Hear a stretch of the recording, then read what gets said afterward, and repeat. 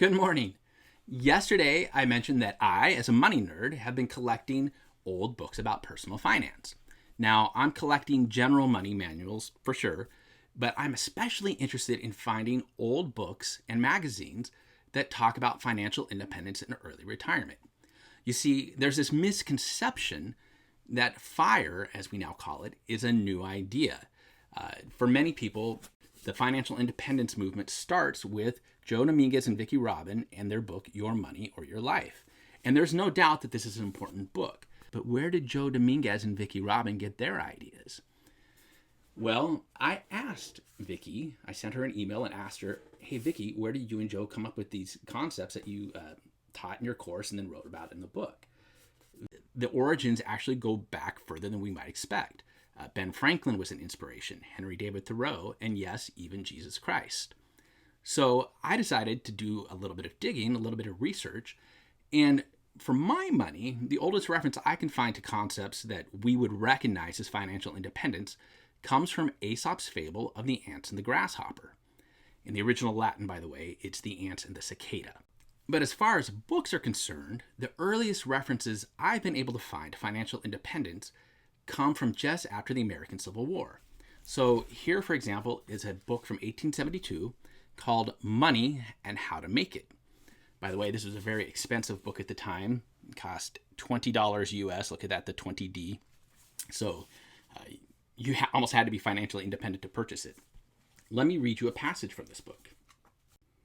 The author writes, "We believe that no man or woman can read this book without receiving a value far greater than its cost. We commend it to the calm consideration of every person who, like the writer, beginning comparatively poor, is anxious to reach what all men should desire and labor for, pecuniary independence." Now that's a little strange, right? Why is he talking about pecuniary independence instead of financial independence? Well, as it turns out, the word financial didn't come into being until the late 1700s, and it didn't come into common usage until the late 1800s. So when this book was written in 1872, people would not have talked about financial independence or financial anything. They wouldn't do that for another 10 or 20 years. Instead, they would use the word pecuniary. So pecuniary independence is the first reference I've been able to find to the notion of financial independence. And if you read this book, there's a lot of interesting stuff in here about like raising geese and selling cheese, but there are a lot of ideas in here that are absolutely what we would recognize as modern financial independence ideas. Now, the earliest reference I've been able to find actually to financial independence instead of pecuniary independence is this 1919 book called Financial Independence at 50. This is a collection of magazine articles that were published just after the First World War. The author writes, "What is financial independence? Freedom from dependence on others for guidance, government, or financial support. The spirit of self-reliance, or freedom from subordination to others. It does not mean that you may go through the world with your elbows out and your nose in the air and call it independence."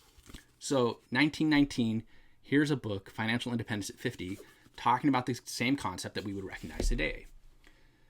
Now, what about early retirement? Well, that's a stickier topic.